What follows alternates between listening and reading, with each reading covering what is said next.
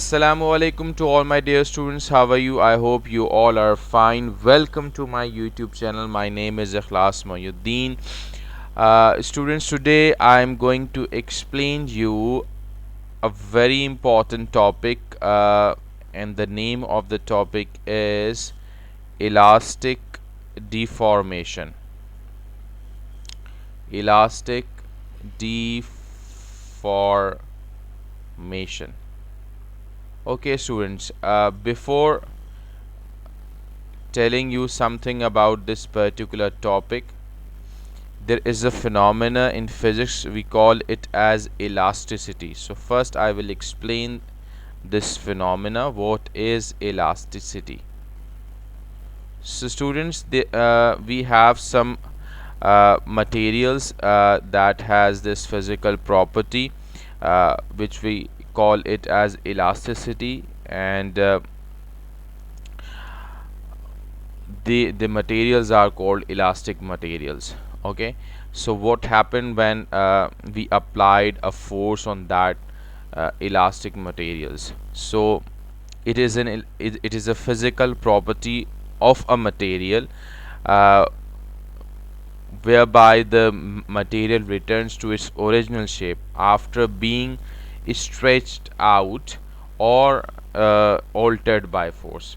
जब आप इन मटेरियल्स पर फोर्स लगाते हैं तो इन मटेरियल्स की शेप जो है वो डिफॉर्म हो जाती है, यानी ये जो मटेरियल जो ओरिजिनली उनकी जो लेंथ होती है, after applying force on it their original length will be changed because of the stretching.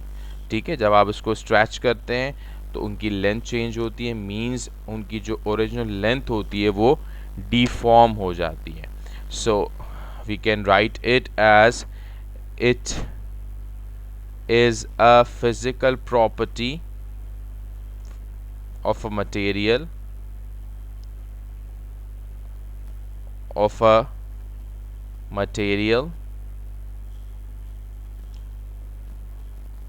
whereby the material returns to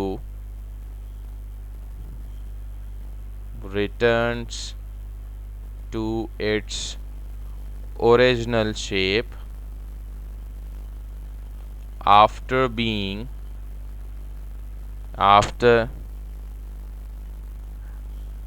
having being stretched out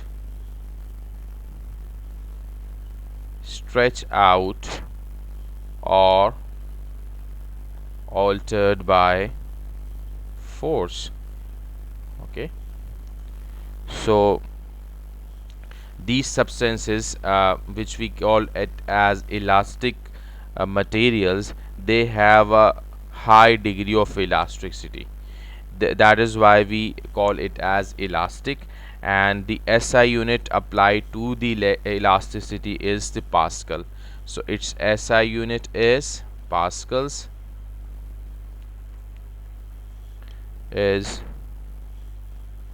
Pascals, short form में आप PA लिखते हैं. ठीक है, सो अब वो मटेरियल कौन से होते हैं? तो उसमें सर फेरिस्ट, तो the top of the list is rubber. ठीक है, रबर बैंड होता है, आप उसको स्ट्रेच करते हैं, उसको फोर्स लगाते हैं तो उसकी जो ओरिजिनल शेप होती है वो चेंज हो जाती है और वो डिफॉर्म हो जाते हैं. ठीक है, तो इस रबड़ को हम क्या कहते हैं? Elastic materials. ठीक है, क्योंकि they have high degree of elasticity. तो ये आपके पास क्या हो गया? इलास्टिक मटेरियल हो गया. अगर दूसरी मैं एक और अगर एग्जांपल आपको दूं मॉडलिंग क्ले की, ठीक है, ये इनइलास्टिक कहलाता है. Why it is called inelastic? Because when we applied a force on that, so it will retain its new shape after applying a force on it, so it will not return back to its original position. तो वो तमाम material जिन पर force लगे and because of that force, they change their shape, and after the force is removed, they will regain its original position. So that particular materials are called elastic material, and those material, when we apply a force on it, it will take a new shape and it will not return back to its original shape or original length, तो हम उसे inelastic materials कहते हैं। ठीक है, ये आप note भी कर लें।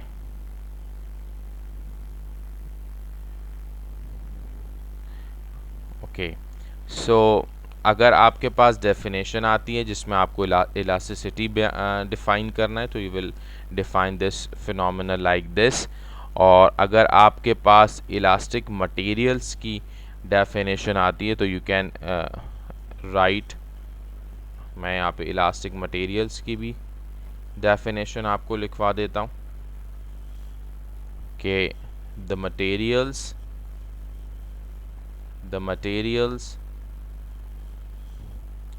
that can be stretched, that can be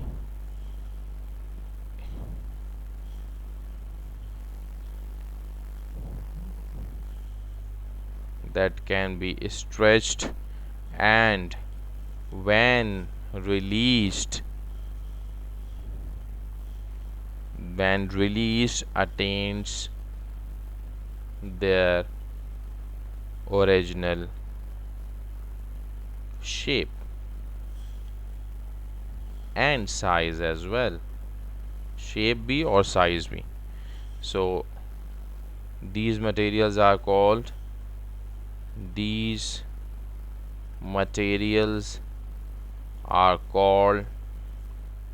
elastic material,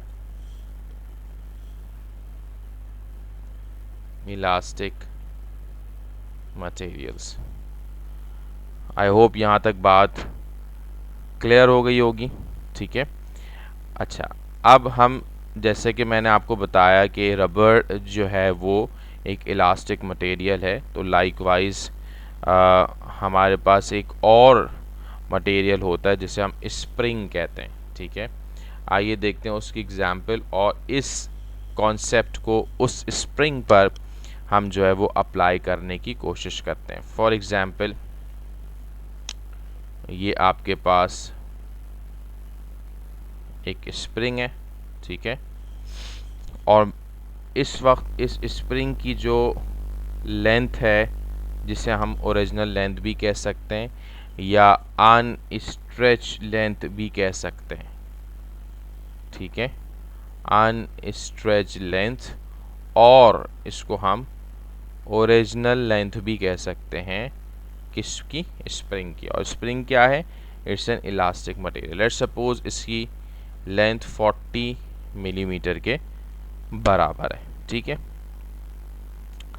so the अब अनस्ट्रेच लेंथ की डेफिनेशन क्या हो सकती है? The length of the body before applying the stretching force is called unstretched length.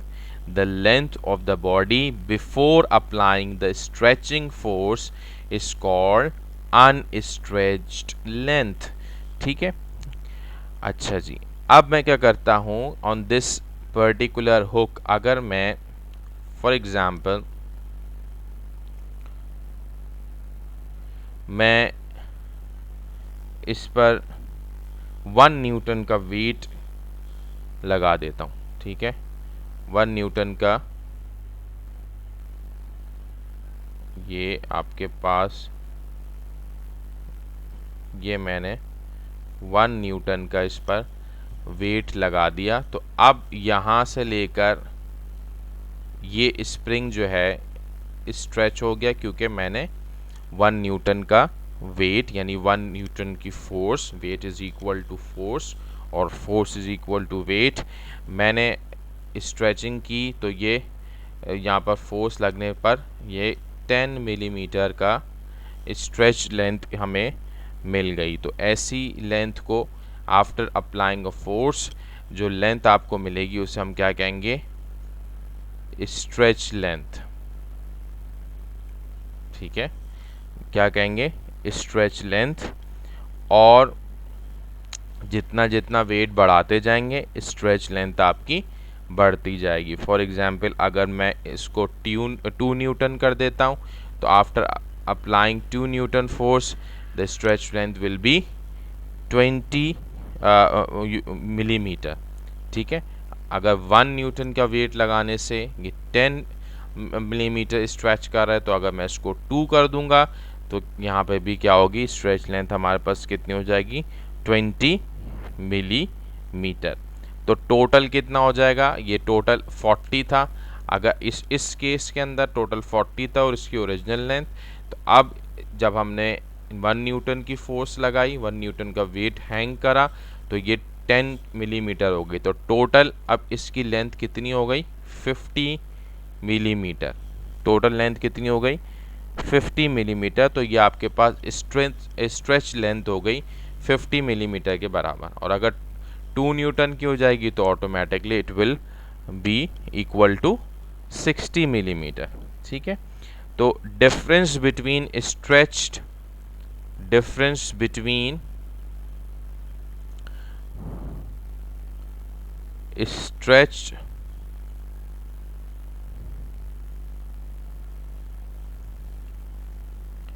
and unstretched length of the body, बहुत important चीज लिख रहा हूं मैं फिर से, difference between stretched and unstretched length of the body is known as extension. क्या कहलाती है, एक्सटेंशन। ये पर्टिकुलर वर्ड यूज होता है कि जब आप डिफरेंस मालूम करने जाते हैं स्ट्रेच्ड और अनस्ट्रेच्ड लेंथ के दरमियान, तो वो क्या कहलाती है, हमारे पास वो एक्सटेंशन कहलाती है। फॉर एग्जाम्पल ये स्ट्रेच लेंथ है, ठीक है, ये 50 मिलीमीटर की है। ठीक है, इसमें से आप माइनस कर देंगे कितना, ओरिजिनल लेंथ कितनी थी, 40 मिलीमीटर। तो इसका मतलब आंसर आ रहा है 10 मिलीमीटर। ये 10 मिलीमीटर क्या कहलाएगी आपके पास, दिस इज कॉल्ड एक्सटेंशन। ठीक है, तो डिफरेंस जो है वो हमारा स्ट्रेच और अनस्ट्रेच लेंथ के दरमियान का जो डिफरेंस होता है, that difference is called extension. ठीक है, नाउ मूविंग फॉरवर्ड,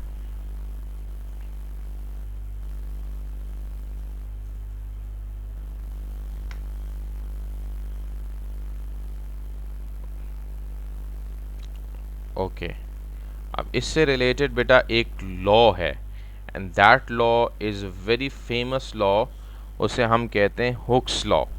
क्या कहते हैं, Hooke's law. And this Hooke's law is related to spring. ठीक है, ये लॉ स्प्रिंग से रिलेट करता है और ये लॉ क्या कहता है, if a material obeys Hooke's law, that means the extension is directly proportional to the stretching force within the limit of proportionality। ठीक है, एक्सटेंशन, ये मैं इन शॉर्ट लिख रहा हूं, is directly proportional to stretching force.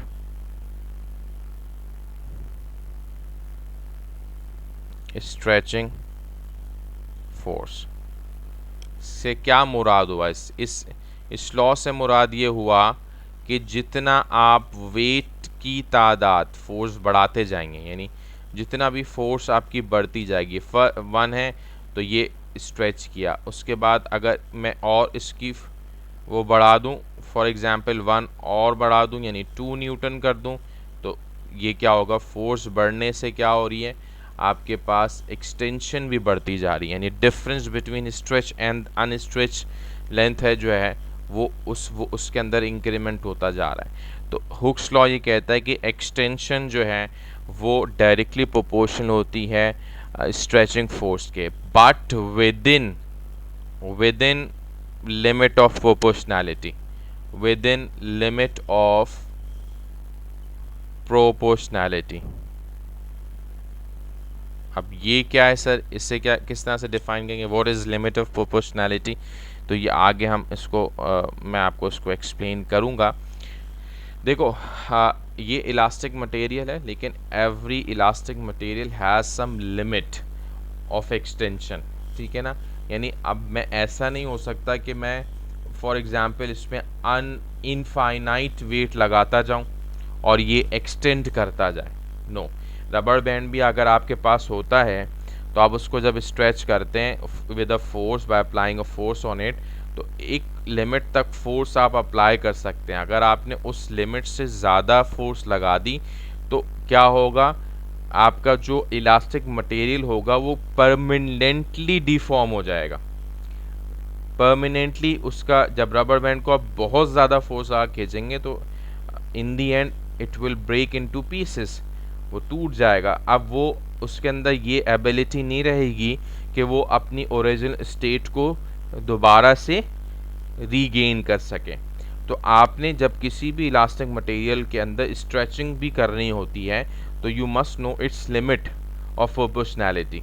आम जबान में कहते हैं ना कि भाई हम जब किसी से को बहुत ज़्यादा मजाक कर रहे होते हैं तो कहते हैं भाई देखो बहुत अपनी लिमिट में रहो, ठीक है ना। जब उसकी आप बहुत ज़्यादा उसके साथ मजाक करते हैं और उसकी उसकी जो बर्दाश्त की जो सकत होती है वो ख़त्म हो जाती है या वो ख़त्म होने वाली होती है, वो बोलता है कि बस it's your limit now, be in your limits, ठीक है। वो आपको लिमिट, तो इसी तरह से हर इलास्टिक मटेरियल के अंदर भी क्या होती है, एक लिमिट होती है एक्सटेंशन की, जिसे हम लिमिट ऑफ प्रोपोर्शनैलिटी कहते हैं, ठीक है।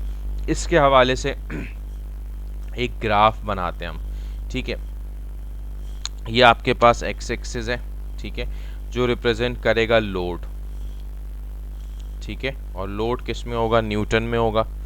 और ये आपके पास एक्सटेंशन है, ये एक्स वाई एक्सिस है आपके पास, ये आपके पास एक्सटेंशन है जो कि एक्सटेंशन को इंडिकेट करेगा, ठीक है जी।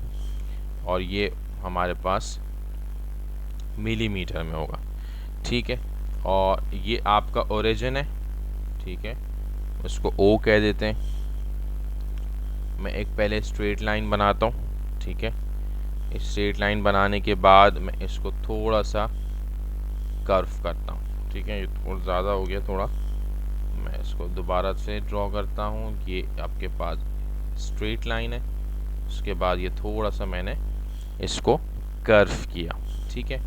अच्छा, लेट सपोज ये 60 तक जा रहा है, मैं इसको 60 तक कर देता हूँ। लेट सपोज ये 60 हो गया, ठीक है, ये 50 हो गया, ये 40 हो गया, ये 30 हो गया, ये 20 हो गया और ये 10 हो गया। यानी ये मिलीमीटर्स होगा, ये एक्सटेंशन है। और ये आपके पास यहाँ 1 हो गया, ये 2 हो गया, ये 3 हो गया, ये 4 हो गया, this is 5 and this is 6। This x represent load, यानी लोड के देखो जितना जितना लोड बढ़ता जा रहा है तो एक्सटेंशन भी क्या हो रही है, बढ़ती जा रही है। और फॉर एग्जांपल मैं 40 पर आके कहता हूँ या चलो 50 पर मैं आके कहता हूँ कि ये जो है मेरा पॉइंट एक्स है, ठीक है, और ये मेरा पॉइंट ई है, ठीक है, और ये मेरा ओ हो गया, ओ से लेकर। अब इसको समझते हैं, देखो इसके अंदर अब रीजन टू रीजन देखते हैं। ओ एक्स ये पहला रीजन है, ठीक है। ओ एक्स रीजन हमें क्या बता रहा है, ठीक है, ये बता रहा है, ओ एक्स रीजन ये बता रहा है वेयर द हुक्स लॉ ओबे, यानी ओ एक्स तक आपके पास जो आपका हुक्स लॉ है वो ओबे हो रहा है। यानी हुक्स लॉ के ओबे होने का मतलब क्या है, एक्सटेंशन डायरेक्टली प्रोपोर्शनल हो रही है किसके, फोर्स के, स्ट्रेचिंग फोर्स के, एस एफ, ठीक है। यानी ओ एक्स तक आपका जो भी स्प्रिंग है, जो भी इलास्टिक मटेरियल है, it obeys what, Hooke's law. अच्छा, अब आते हैं एक्स रीजन पर, यानी एक्स रीजन कहेंगे या उसको पॉइंट कह लो। एक्स पॉइंट पर ये आपको यहाँ पर एक्स पॉइंट पर क्या आ रही है, पॉइंट ऑफ ये लिमिट ऑफ प्रोपोर्शनैलिटी। ये एक्स जो है वो लिमिट ऑफ प्रोपोर्शनैलिटी जो है, प्रोपोर्शनैलिटी इंडिकेट कर रही है, ठीक है।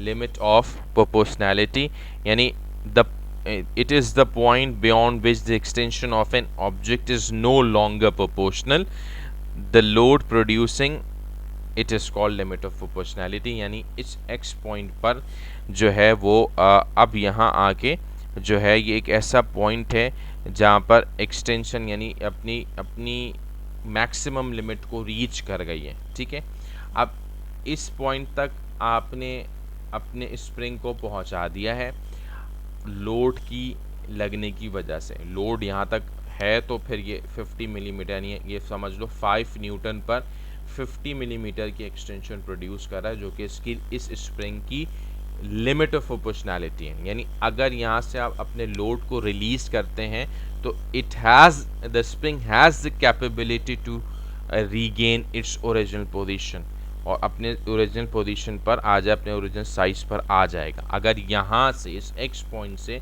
जो कि लिमिट ऑफ प्रोपोर्शनैलिटी, यहाँ से आप अपने लोड को रिलीज करते हैं।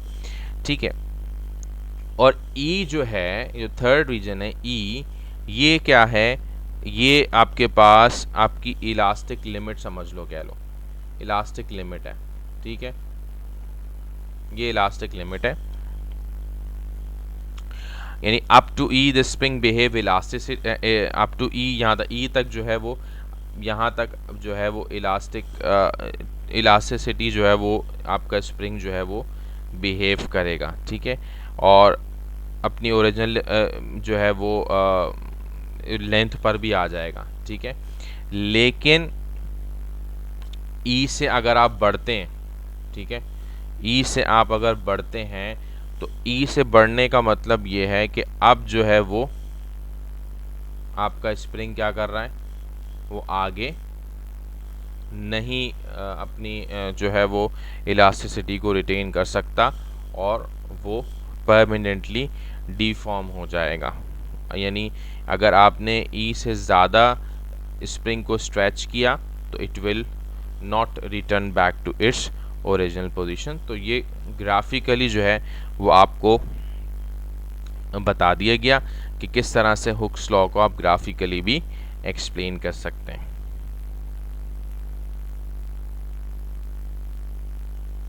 ठीक है, क्लियर हो गई बात। फिर मैं एक दफ़ा एक्सप्लेन कर देता हूँ। ओ एक्स जो है वो रीजन है जहाँ पर हुक्स लॉ बहुत अच्छे से ओबे हो रहा है, यानी ओ एक्स पर हुक्स लॉ जो है बहुत अच्छे से ओबे हो रहा है। एक्स पे यह लिमिट ऑफ प्रोपोर्शनैलिटी हो गई, यानी अगर आप अब जो है अपने स्प्रिंग को स्ट्रेच करेंगे तो वो ई तक जाएगा, मतलब ई जो है वो बस ये आपके पास एक्स आपके पास लिमिट ऑफ प्रोपोर्शनैलिटी हो गया, ई जो है उसकी इलास्टिक लिमिट हो गई। उससे भी ज़्यादा फिर आप फोर्स अगर लगाएंगे, ई से एक्सीड करेंगे तो it will not return back to its original position. ठीक है, तो अब ये मैंने आपको ग्राफिकली बता दिया, ये मैंने आपको इसका लॉ बता दिया। अब मैथमेटिकली क्या होता है, हम इसको मैथमेटिकली कैसे लिखते हैं, वो लिखते हैं force is equal to spring constant, ठीक है, मल्टीप्लाई बाय एक्सटेंशन। ठीक है, अच्छा ये यानी F इज इक्वल टू के ई, के जो है वो स्प्रिंग कांस्टेंट है, यानी स्प्रिंग देखें आपको हर तरह के मिल जाएंगे, कुछ हार्ड स्प्रिंग्स होंगे, कुछ सॉफ्ट स्प्रिंग्स होंगे। ये स्टिफनेस कहलाती है स्प्रिंग की, तो इसका एक कांस्टेंट होता है। ठीक है, तो वो आपके पास के होगा। ठीक है, और ई जो है वो आपकी एक्सटेंशन हो गई। क्लियर हो गई बात। तो ये इसको हम मैथमेटिकली किस तरह लिखते हैं, F इज इक्वल टू के ई। अब आपको अगर स्प्रिंग कांस्टेंट निकालना है फॉर एग्जांपल, तो फॉर्मूला हो जाएगा F upon e is equal to k. ठीक है, तो पास पेपर्स में हम इसको देखेंगे कि किस तरह से ये स्प्रिंग हुक या हुक्स लॉ अप्लाई होता है on different scenarios. So that's all for today, students. I hope you all understood this concept of related to elasticity or elastic deformation. अब हम जो है ये एक शॉर्ट टॉपिक था, इसको मैंने करवा दिया है। इंशाल्लाह in the upcoming lecture we will start a new topic. ठीक है, तो आई होप कि ये टॉपिक आपको समझ आ गया होगा, और आपसे रिक्वेस्ट है if you are new to my channel, so please subscribe my channel, like and share, and hit the bell icon as well in order to get my upcoming interesting physics lectures. From now onwards, Assalamu alaikum wa rahmatullah.